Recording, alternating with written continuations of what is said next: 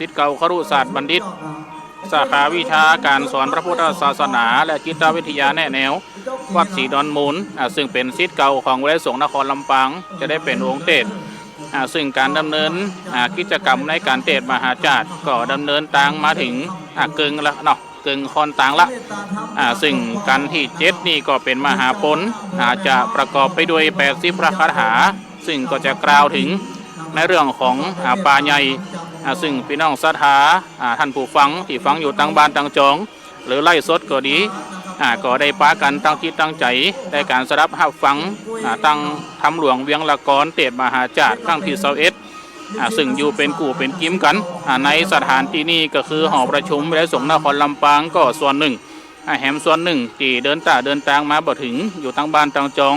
ได้เปิดฟังตั้งวิทยุก็ดีตั้งไล่สดของวิทยาลัยสงฆ์นครลำปางก็ดีก็ขอเจริญพรพี่น้องศรัทธาได้ร่วมกันตั้งจิตตั้งใจสดับรับฟังอยู่เป็นกู่เป็นกิ้มกันเป็นลำกำลังใจคือนักเทศในการเทศนาธรรมซึ่งขณะนี้อยู่ในช่วงของการที่7เนาะการที่7คือมหาปนและหลังจากนั้นก็เป็นการกุมารบันมัทีสักกบันมหาราชสักกติและนครกันซึ่งดังที่เฮาท่านทั้งหลายฮู้กันดีว่าผู้ใดได้นั่งฟังธรรมมหาจารย์ครบถึง13การภายในวันเดียวเกิดแห่มภาวะจารย์ใดก็จะได้พบได้ปะกับพระศรีอริยเมตไตรพระพุทธเจ้าที่จะได้เสด็จมาอุบัติเป็นองค์ต่อไปฉะนั้นก็ขอ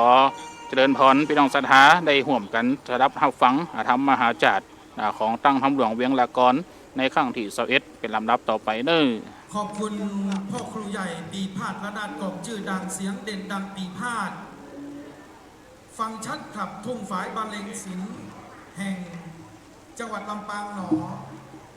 ได้ห่มโรงคือเขา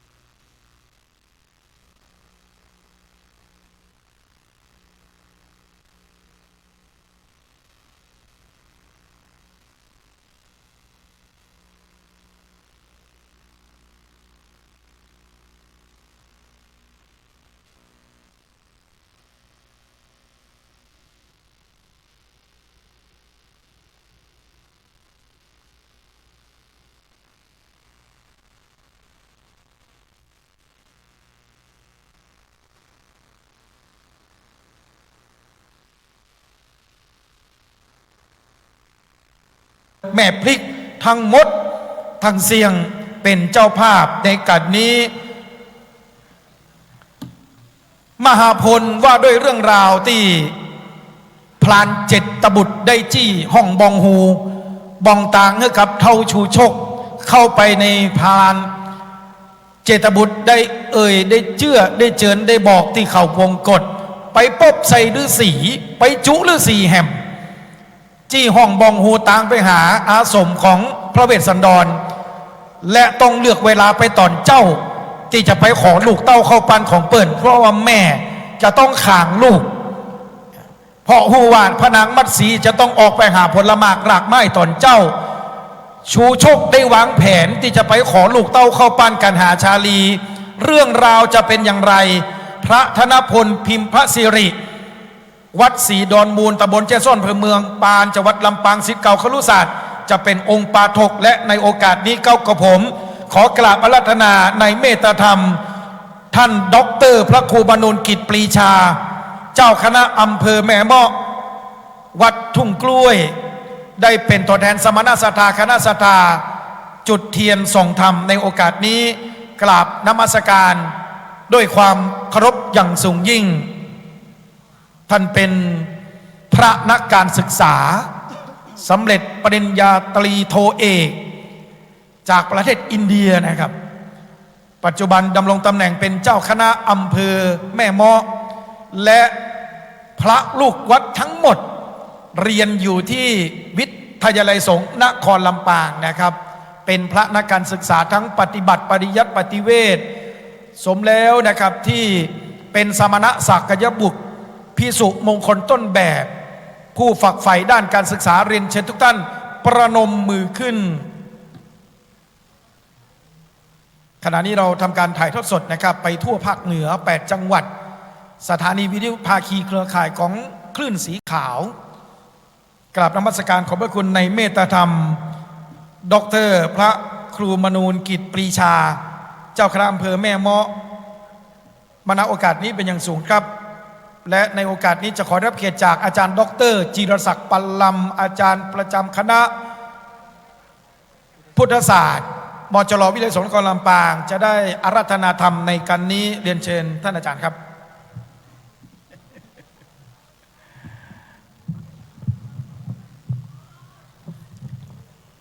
คณะศรัทธาพ่อแม่พี่น้องเนาะเฮาก็จะได้ฟังกันที่7ละตอนนี้เป็นเวลาบ่ายโมง2 โมงครึ่งพอดีนะครับเนาะโสเรียญา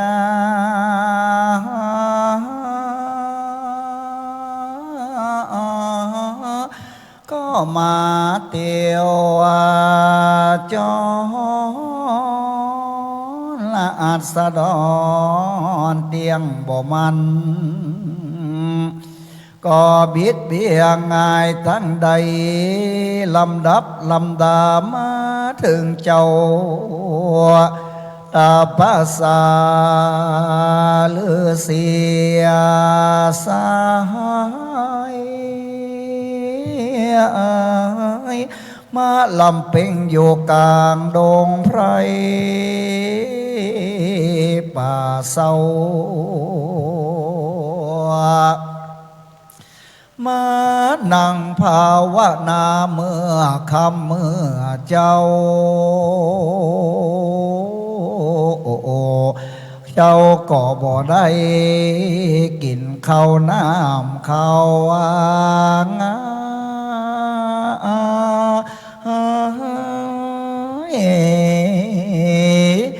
มา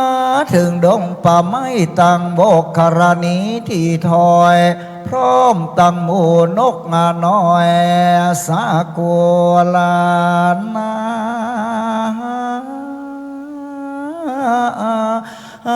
ยามเมื่อนันนาเจ้า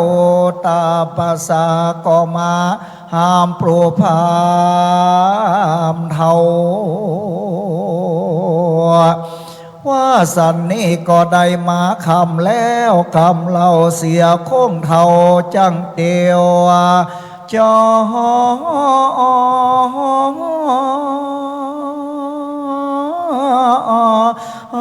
นพระอาบัณสาราผู้ทอนก็บ่ได้มาอยู่ไกลข้ามลัดดงป่าไม้กาถาว่าได้80ขนาดเป็นคาถา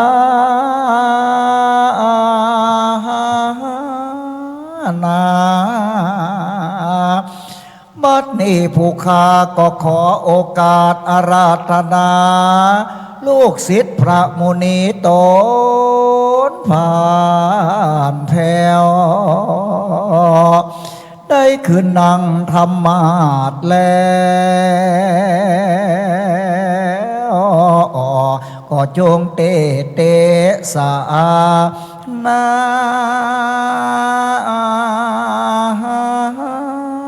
ธรรมขอได้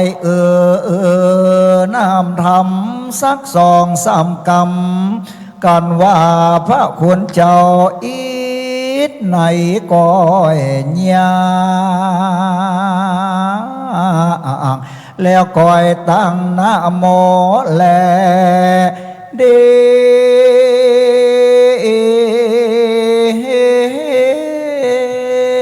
อนุกรรมพิมังราธนังกะโลมาเส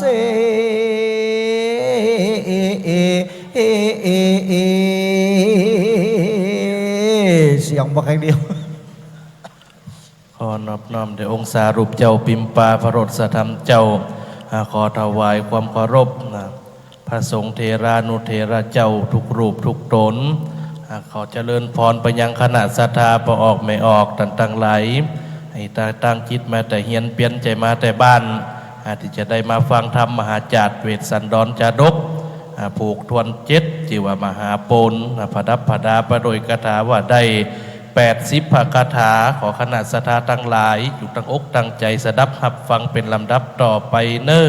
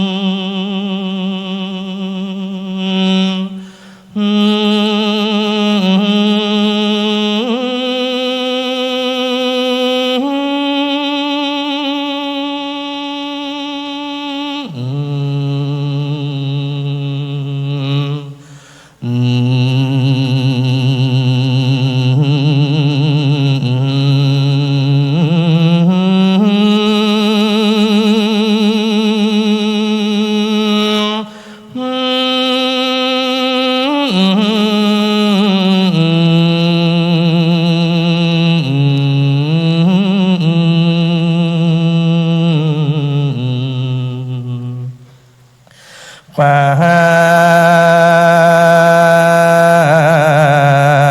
นจะมาเล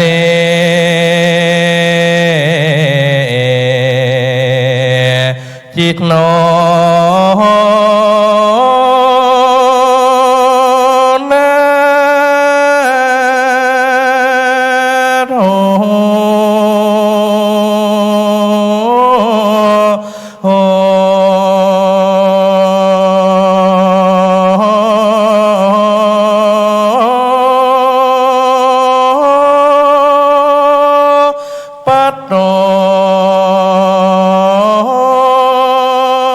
สัมโพธิมุตตา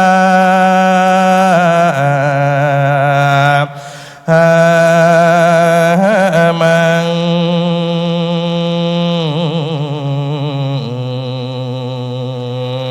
จตุ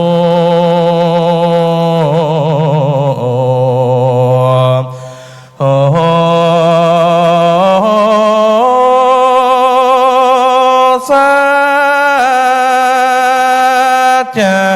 ง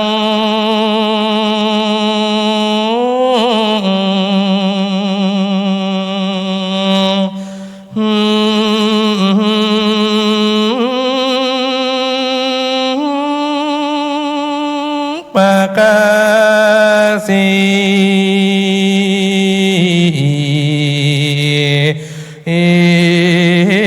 สี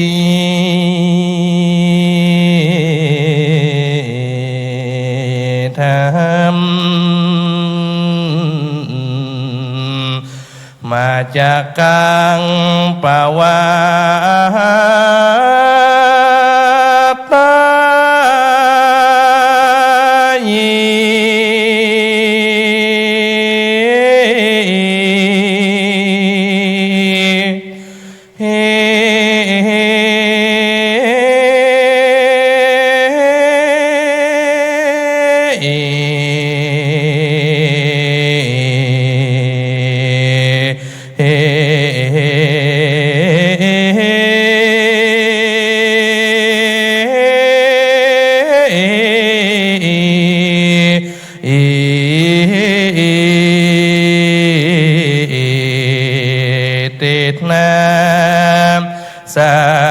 จะวาเช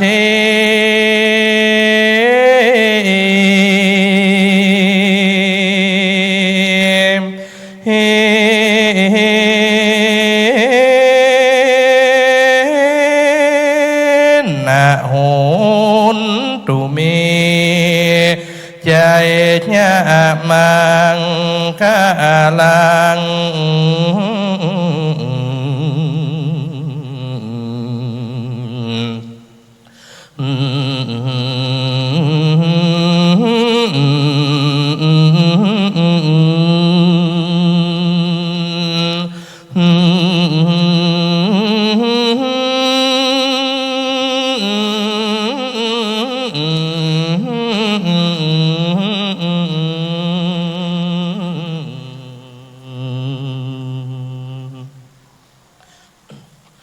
นะโมตัสสะภะคะวะโตอะระหะโตสัมมาสัมพุทธัสสะกาชันโตโสภาละตัวโจอันตันสังอจุตังอินสังตินส่วนนั้นตังภาละตัวโจสัมโมทิอิสินาสหันสาทาว นุราสัมโพนิสันตังหลายตังหญิงใจหน่อยใหญ่ผู้มักไฟตังธรรมใดได้จำติดต่อบอกคาตาโคลำดับมาส่วนว่าพัมปาราบับใบก็ลัดป่าไม่ดงดันอนาตามพันเจตบุตรจี้บอกนะก็เตี้ยวตามขอกหินพาก็ไปหอดสาราตันเจ้าบุญนะบ่เจ้าอาจุตาลันสีมานานีนาดีเจินเย้าจิงอาฟังอาเฝ้าไปหาแล้วย่อมือสากลมเก่าไว้เสื่องเจ้าวลาสีนะก็ใครว่าตีโอกาสเป็นอาบดาบัตกาตาวากันชินุพุนโตกุศสลังกันจีพุนโตอานามายังดังนี้เป็นต้นว่าข้าแต่พระนาติไวยลาสีมาอยู่ดงลีป่าเศร้ายังสุขทุกเราสันใดโลคาภัยพญาตบ่มาปัดในตนสันไพโสนป่าไม้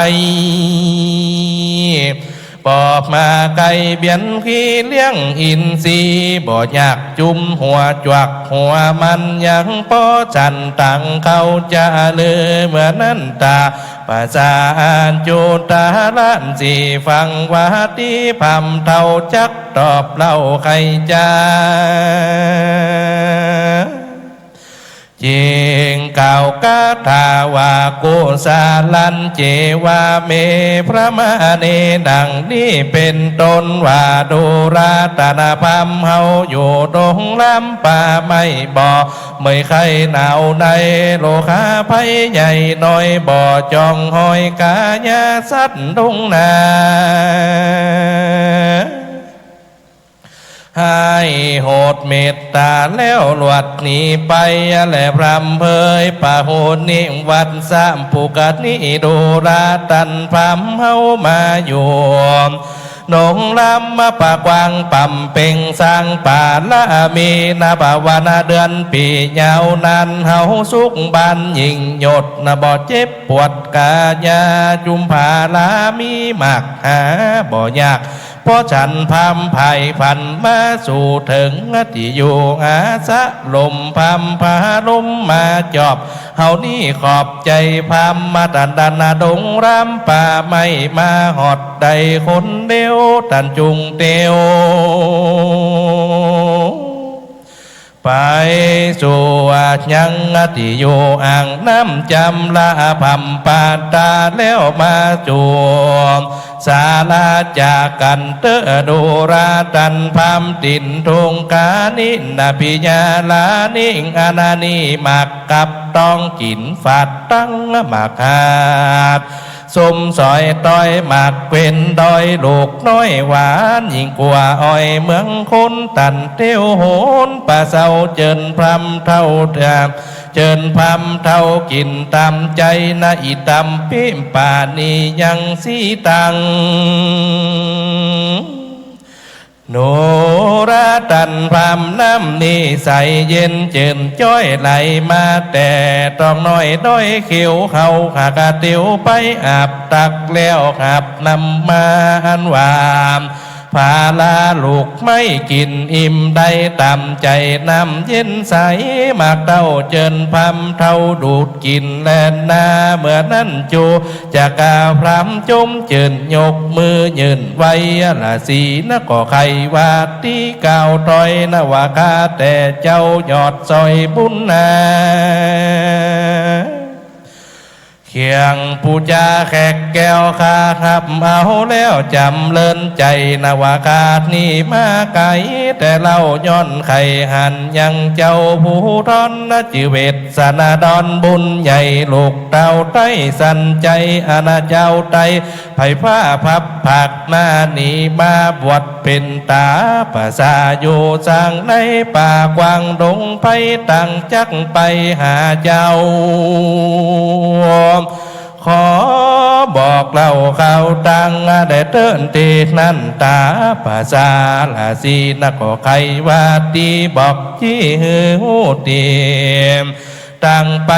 ก็จะใครโอกาสเป็นอาโบดาบัตกาถาวาน้ำภาวังเอติปุญญัตถังสีวินลาจันสันตัสนังดุราตันพัมตนาดันดงรัมมาบ่จอบบ่พระกอบกันบุญเต้าวังหันคุณเต้าไทยหวังใครใดสิ่งอันใดเฮานี่ลำเปิ้งใจโหหอดนาวาน้อยไข่ได้ยอดมะเฮสีผู้มีสินดีเลิศแล้วกับดังสองนอแก้วเวทสันดอนนั้นหนึ่งตันจักไปวอนก่าวถอยเอาลูกน้อยสองสะลีจือจาลีน้อยนัดนะกับนางแก้วอัดกันหาจากพระราชาเจ้าฟ้าจักตีต่อหน้าราชาตันอยู่ตรงหน้าป่าไม่ตุกอยากไล่บ่มีสังแลนาเมื่อนั้นโจจะกำพำเท่าจักไล่ยังเจ้าวลาสีเป็นกรรมดีวินเสร็จเพื่อบ่เฮือเคียงเกียรติโกธาก็กล่าวเป็นกาถาวางางกุลทันรูปหังพ้นโตนาหังญาจีมูมากาโตดังนี้เป็นเก้าวาโนราตนาเจ้าวลาสีตดวินเสร็จเจ้าวจะได้เคียงเกียรติพิษใจข้าเดินดงไพทุกเมื่อนาบ่เต้าเปลือกมาขอข้าหากขาดนิ่งใจพอข้างคอยนาว่าใครหานานาป้ายอดซอยราชากำโมรันจ่าแต่ก่อนเจนผู้มอนสอนปันว่าการได้หันผู้มีบุญย่อมเป็นคุณนั้นมากคานี้หากประสงค์โหดเดินดงมาหอดย้อนไข่หันหน้ายอดคุณทำบันไผ่ผ้าจำมีผักเฮือล้านจากเสียเมียงว่าเจ้าสินเลี้ยงยังหูเดตนเต้าอยู่ภาวนาขอเมตตาบอกเก่าในหูข่าวตั้งไปแดดเตโสตัดสัมว่าจะนั่งสู้ตัวเจ้าอาจูนตาล้านสีได้ยินคำดีพามเก่าแก่ว่ากรรมอันนี้มีแต่ดีลีพระนั่นแหละสิเป็นเจ้าก็พรำเท่านอนขึ้นหนึ่งแล้วตาป่าจากแก้วละสีนำไปสู่ที่ข้างกูมักกายกมือขวาสุดศอกอาณาจักรบอกโหนาตังเตียว ในเขาเขียวแก้วกูจะกับพามนะผู้เทาว่าเอสันเสโลพระมเนปัมปัตโตกันทะมัตโนดังนี้เป็นตนดุราพามดอยดงรำสูงหยดหันนะแต่โคนหินผาเจอกันทะมัตนาปุนพอหินผากอกองกันพระจอมควันเมืองมิงอยู่สร้างสิ่งปาลามีกระทำวัดดีผ่องแผ้วตั้งนางแก้วละสีนีที่ขอกันดีเกี่ยวลูกไม่เก่าหมวดไว้เป็นจาดาเอเตนีลามนุราตันพามไม่ดงน้ำไหลแหลออกลูกแพเลียตาผ่องหล่นลงมาบ่อพอนผ่องสุกอ่อนปูนกินตกโบนาดินาเลียลาดไก่นิวัดสถานในดงอาดานเล็บไหลไม่นาสะเขียนต้นใหญ่บ่อแพกไม่ตะแบกหูกวางตังไม่ยางสูงเป็นจอตั้งต้นพอใหญ่ตั้งไม่เต็งลังนามีกลางป่าไม่มาฆ่าเต็มดงลมจอยลงกิ่งก้อมหวนนาอ่อนนาน้อมหันงามดังใจล้ำกินเหล้าหนังล้อมเฝ้ากันทีเดียวนั้นแลนนาอุปาดินทุนนาปริยายีสูนสร้างกุลนานกตั้งหลายมีมากสะเศร้าหักเหลี่ยใจแล้วบินไปมาเสียวสอดบนต้นไม่ยอดสูงเหี่ยวห้องเสียงเสียวตุกแห่งเมื่อนาเสียงอาคาปฏิบัติแต่งปูนฟังปูละดกห้องดังเสียงจืนท่าเบาตื่นตามตังบินขันกวางกิ่งไม่มีตีไกลอาลามนั่นแลเมียนั่นผ่านจินหน้ามันหนอเต้าเลือตัวดาวทอรานีบวชเป็นนาลาสีเจินจ้อยกับลูกน้อยลูกน้อยสองคนตั้งใจตนอดกันในตีนั้นอยู่ภาวนาหนังเสียนาลายพักปล่อยเอาห่มหอยกาญาอยู่ปูจาไฟบอกขาดใจมุ่งมาดพาธนาเอาสะปันอยู่เล้าเลือดฟ้าและพรำเผยอัมพาจำปูปฏิตานิเจปักกาไม่หวังงาวินเศษจุมผู้ติดไหลหลักหมักพิษหักยาจานหมักเดียวันแต่เรามีลูกแต่เก้าถึงไปในดงหลายทุกกรรมมีแม่น้ำกินหวานใส่เงาบานเลิดแล้วเหมือนดังแก้ววิตูนมี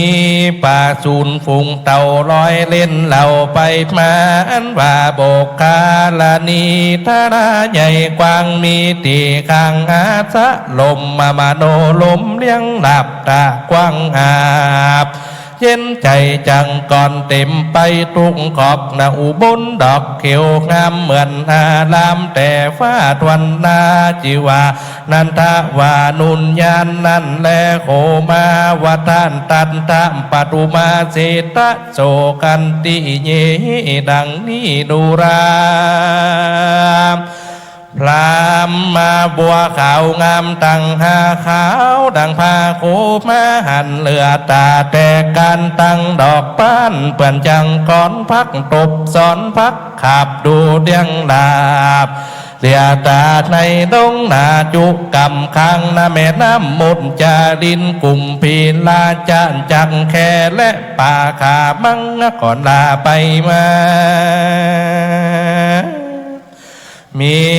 ตั้งป่าดุกและเต่าน้ำตาข้างคำเล่นตามกันดูราพามดอกบัวขาวงามพุ่งกี่หาใดที่สุดบ่อใดซ้ำในข้างกำตุกไปแม่พึ่งยายบินมาจอดต่อเต้าหอดในดงมีถูกพงป่ากว้างแดนแต่ข้างหาดำไม่ประจิตงามเป็นหยุ่มมีใบพุ่มแพงกันไม่หมักตันและป่ากระจัดไก่อาวาดเวทสันดอนและพรามเฮยข เขาดงป่าไม้กีรีเขาคงซ้ำเป็นน้อยดงเป็นวงหอมไม่ตึงไม่เฮียงต้นลำคือคืนคือเขาวันขึ้นโตยปานไม่เป่าไม่แง่ต้นลำสาการมีไม่ถูกอันเลี้ยงมันก็เลี้ยงพายไม่ดูไม่แดงซ้อมแสงเป็นตายตั้งไม่โปยลายพังพร้อมไม่ไหลไม่บงโป่งขึ้นสอดซ่องในโขงเขตห้องดงไผ่วอกกลางใหญ่น้อยนางนี้ลามลายมาเกาะกิ่งใบเหี่ยวไม่สร้างห้อยจับใส่ล้างตัวเพื่อเอาลูกน้อยห้องอยู่วอยวอยกิ่งไม้พุงสัตว์ตั้งหลายเตียวไก่สอดใสเสียงห้องแอบให้เหมือนโคนง้อมใจเจนลำเลี้ยวพอไปไหมหล่นไปซอยซอยเลี้ยวพอดูหน่อยเต้าเมยหมอกหอมเสียงนกเสียงหนู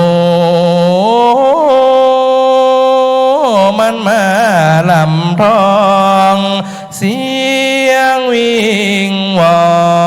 นป่าไม้เสียงนกกาโทมาหนัวสอดใสห้องตามเดิมดอยนกตัวนี้เป็นนกของคอยห้องตามเดิมดอ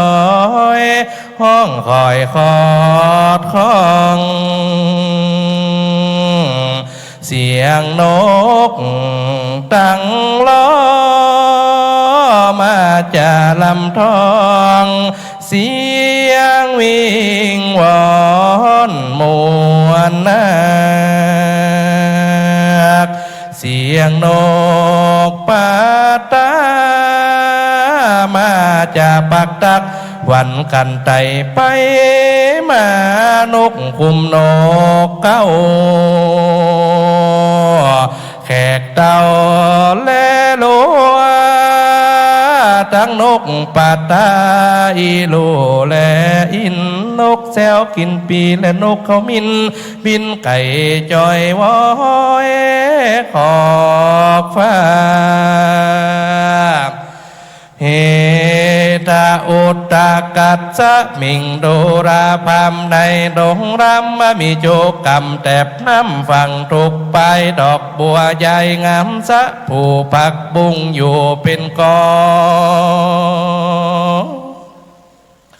ถั่วตาเสียรอและถั่วกั้งอยู่ตามข้าง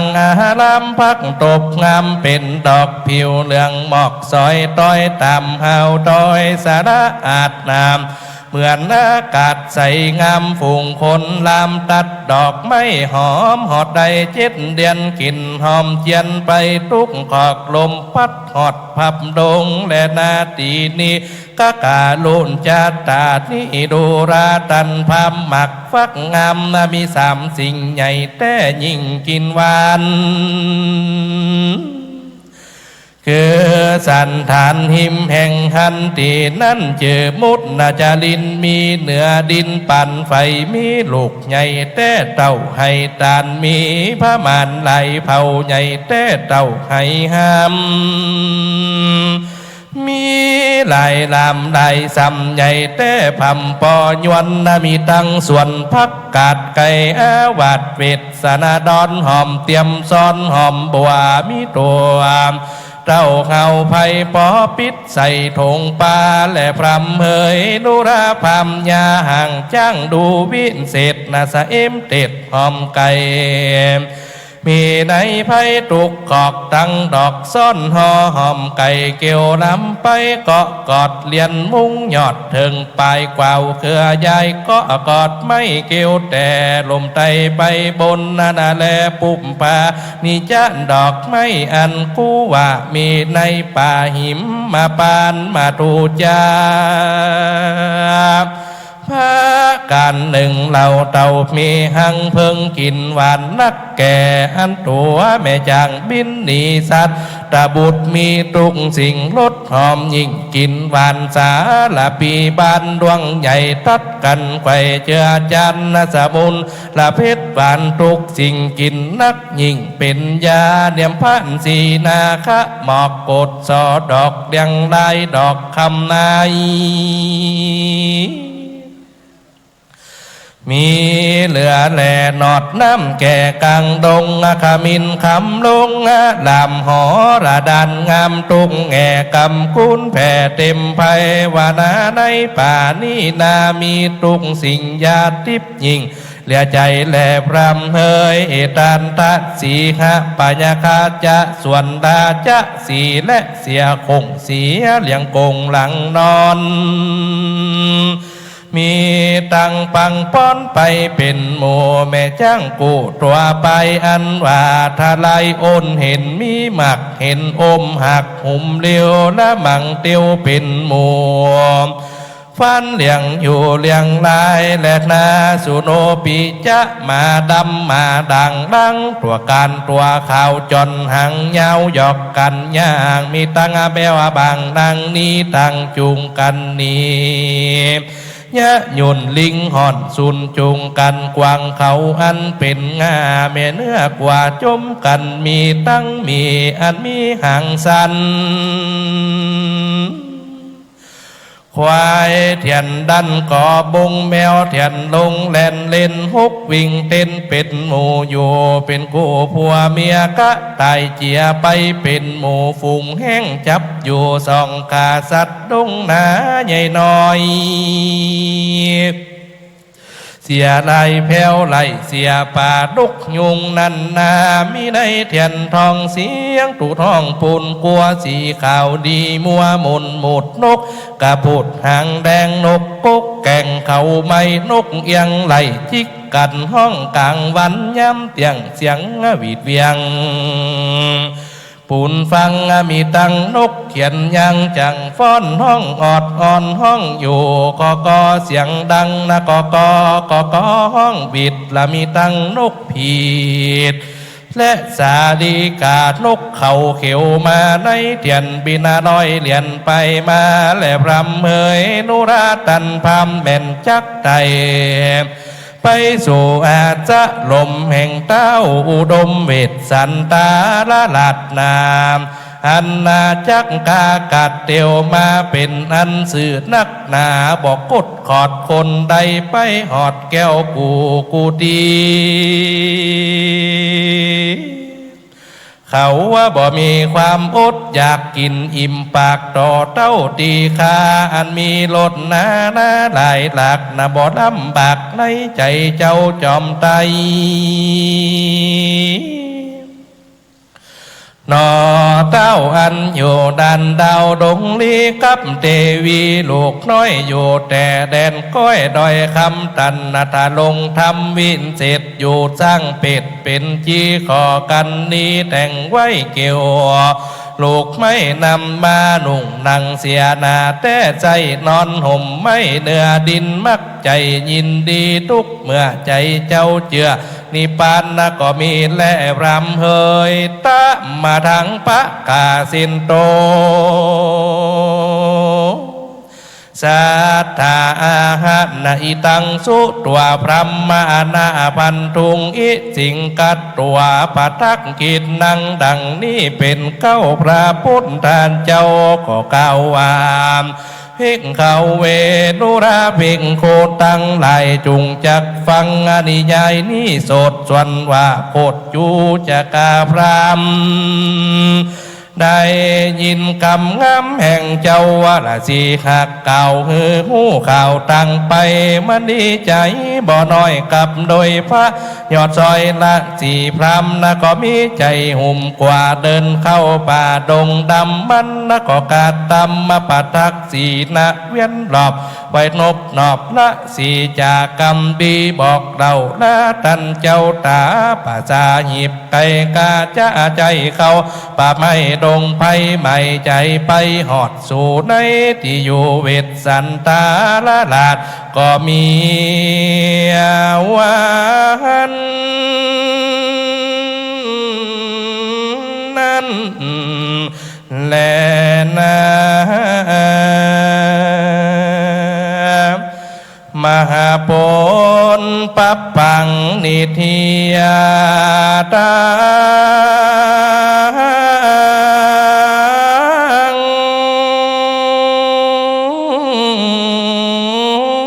ก็ปาลีปุณนังมีเหียนแล้วอาตมาจากลงจากธรรมา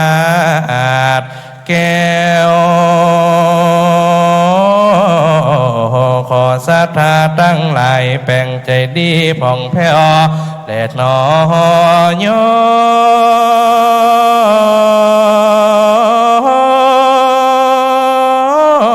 ตันยกมือน้อมขึ้นกราบสา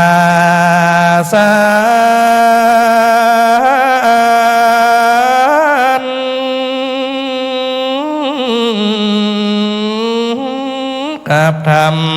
มาตานเวทสันดรเจ้าขอหน้าบุญตั้งหลายติศรัทธาหนุ่มเท่าป้ากันปามเป็นมาขอพ้นจากพญาโลกา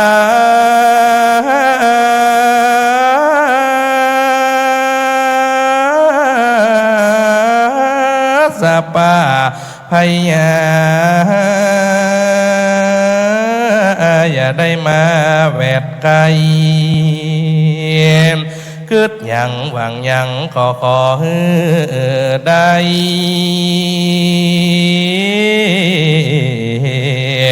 ที่มันบ่ผิดไปจากข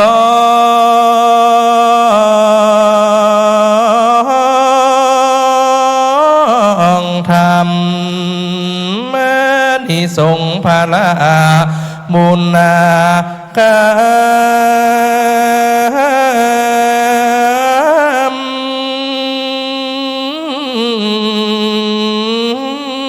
ที่มาฟังธรรมนี้แล้วขอได้ถึงองค์ศรัทธาพ่ออ่องแผ้วงามดีเลิศแล้ว นิปา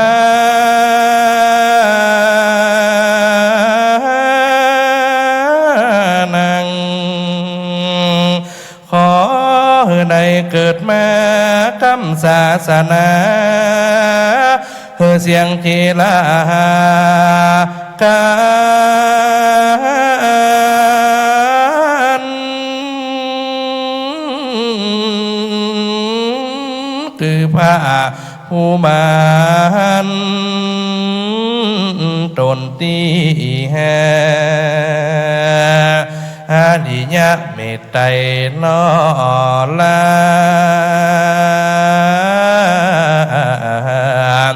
จากได้ลงมาโปรดภา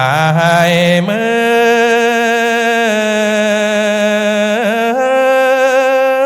องคนและดีลมปาดไปไหมใจสั่นเววาจะได้อำลาสะทาหนุ่มเท่าธรรมาสาลา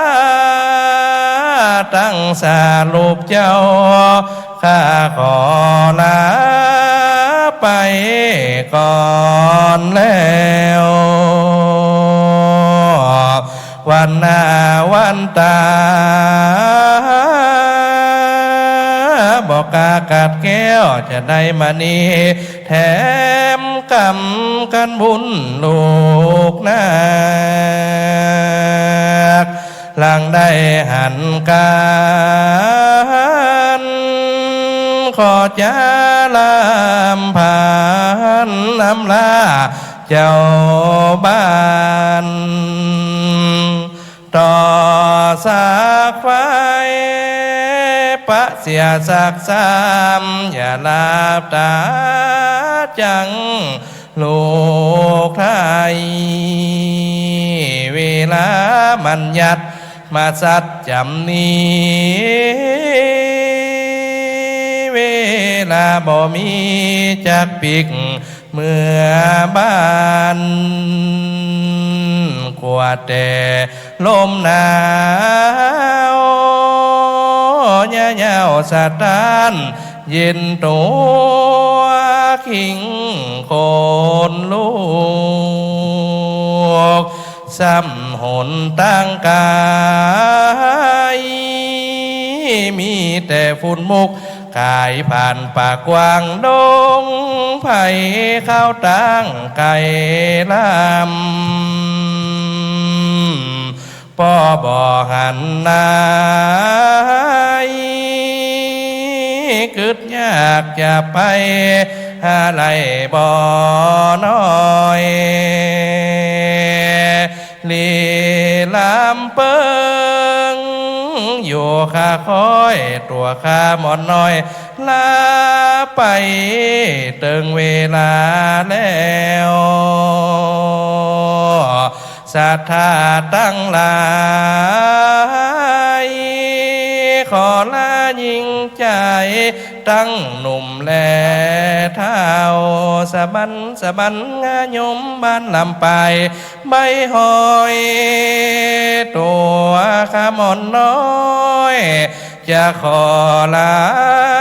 ไปก่อนแล้วมาวันน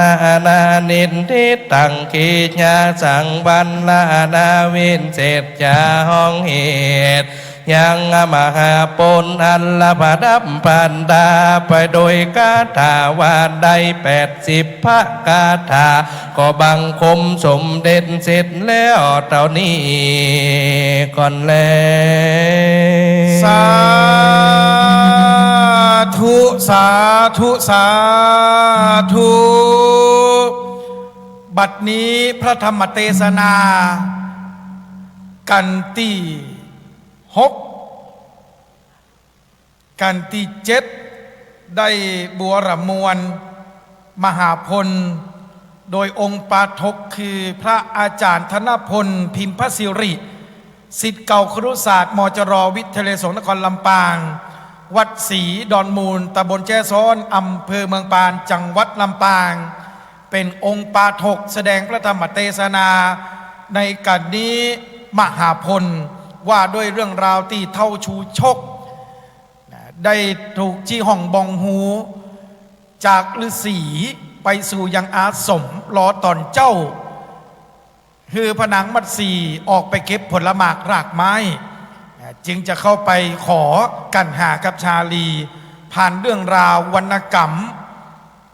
เวสสันดรทีปณีจากปลายประกาของนักปราชญ์เจ้าล้านนาซึ่งถูกบันทึกเอาไว้ในปี 2060 ในยุคของพระยาแก้วกษัตริย์องค์ที่ 11 ราชวงศ์มังรายของล้านนานั่นก็คือพระสิริมังคลาจารย์ปราชญ์แห่งล้านนา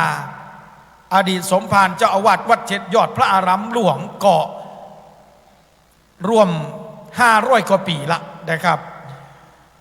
เจ้าภาพเก้าเจ้าศรัทธาหมายมีท่านพระครูปัญญาวโรโดมเจ้าคณะอำเภอแม่พริกและสมณศรัทธาคณะศรัทธาอำเภอแม่พริกเป็นเจ้าภาพเก้าเจ้าศรัทธาในกันนี้จะได้เคี่ยวเทียบถวายกันเต้สำหรับคนที่เกิดปีมะเมียขณะนี้องค์เต้นมัสการถวายความเคารพท่านพระครูอนุสากรธรรมเจ้าคณะอำเภอเมืองลำปางเจ้าอาวาสวัดบุญยวาสวิหารพระอารามหลวงได้เมตตามาร่วมฟังเทศน์ฟังธรรมกับคณะศรัทธาบรรดาสาธุชนที่อาคารหอประชุมคณะสงฆ์จังหวัดลำปางเป็นสถานที่จัดงานบุญตั้งธรรมหลวงเวียงละกรมหาจัดเวสสันดรชาดกครั้งที่21หลังจากที่ท่านพระครูได้เมตตามาเป็นเนื้อนาบุญเมื่อตอนตะวากับพระสงฆ์จำนวน30 รูป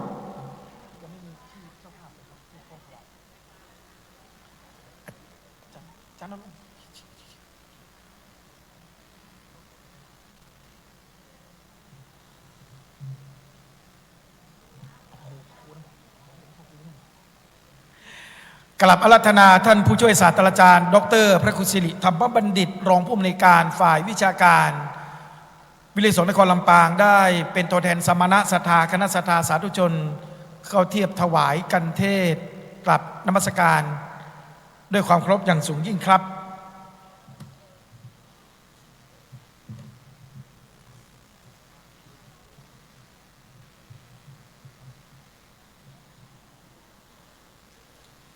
ขอถวายการต้อนรับท่าน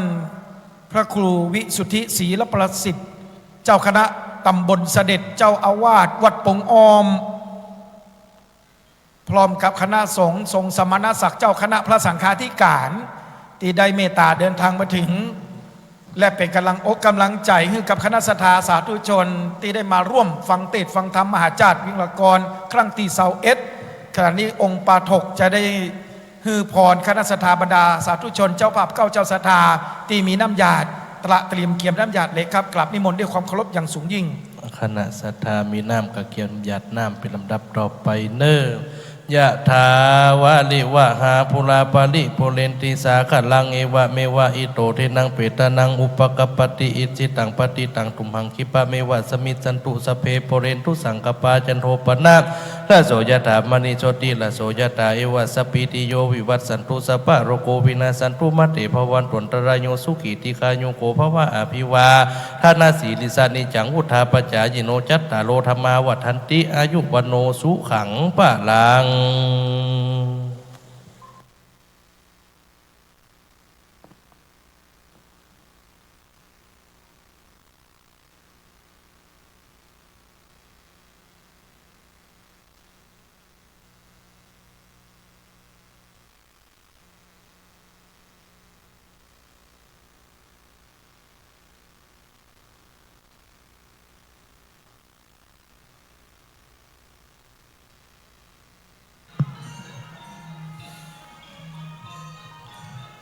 ขณะนี้ท่านกำลังรับชมรับฟังเสียง จากสถานีวิทยุ FM 106.50 เมกะเฮิรตซ์